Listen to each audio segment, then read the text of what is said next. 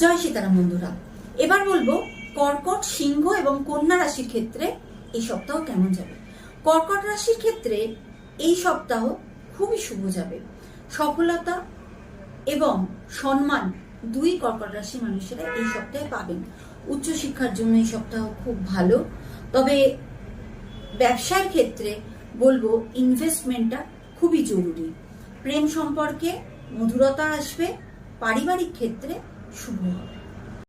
এবার আসছি সিংহ রাশির এই সপ্তাহ কেমন যাবে। সিংহ রাশির ক্ষেত্রে সব থেকে ইম্পর্টেন্ট সেটা হলো সিংহ রাশির ক্ষেত্রে এই সপ্তাহে কিন্তু সরকারি চাকরিতে উন্নতির সুযোগ আসতে পারে। এছাড়াও বাকি কেরিয়ার এবং ব্যবসায় সাফল্য আসবে। বিদ্যার্থীদের ক্ষেত্রে শুভ। প্রেম সম্বন্ধে আস্থার জায়গা নতুন করে তৈরি হবে। এবার আসছি কন্যা রাশির এই সপ্তাহ কেমন যাবে। কন্যা রাশির ক্ষেত্রে এই সপ্তাহ নর্মাল যাবে, এতদিন যেমন চলেছে তেমনই যাবে। তবে নতুন আর্থিক কিছু স্রোত তৈরি হতে পারে। আর ব্যবসায়ীদের বলবো একটু সাবধানতা অবলম্বন করবেন। কন্যা রাশির জাতকদের ক্ষেত্রে এই সপ্তাহে কিছু হেলথ ইস্যুস তৈরি হতে পারে। তবে প্রেম সম্পর্ক এবং বিবাহিত জীবনে মোটামুটি ভালোই যাবে। তবু বলবো বিবাহিত জীবনের ক্ষেত্রে নিজের ইগোকে বিসর্জন দিয়ে ব্যবহার করবেন।